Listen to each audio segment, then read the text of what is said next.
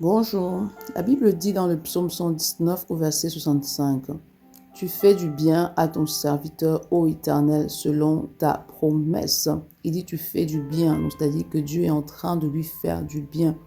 Peu importe les promesses que Dieu a fait. La Bible dit qu'il n'est pas un homme pour mentir, ni fils d'homme pour se repentir de sa parole. La Bible dit que sur toutes les paroles qu'il a prononcées sur le peuple d'Israël, aucune n'est tombée à terre, toutes sont venues à manifestation.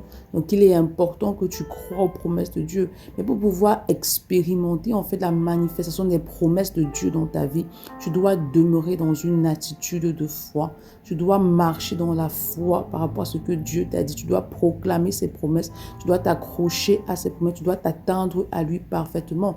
Parce que la peur, la crainte, l'inquiétude, ce sont des douteurs. En fait, ça te permet en fait de détruire ta foi. Ce sont des destructeurs de foi. Alors que la foi, en fait, c'est le catalyseur de la manifestation de la puissance de Dieu dans ta vie. Lorsque tu as foi, tu es en train de t'autoriser à Dieu en fait d'agir. Mais lorsque tu doutes, en fait, c'est comme si tu freinais sa main. Et pour faire grandir ta foi, il est important que tu demeures connecté à sa parole et que tu proclames ses promesses, que tu t'accroches à ses promesses au quotidien. C'est pourquoi ce matin, demande au Saint-Esprit de t'aider à persévérer dans la lecture et la méditation de la parole de Dieu, parce que c'est là qui va booster ta foi, et demande de t'aider à demeurer dans une attitude de foi, et ce peu importe ce que tes yeux te montrent. Bonne journée, shalom.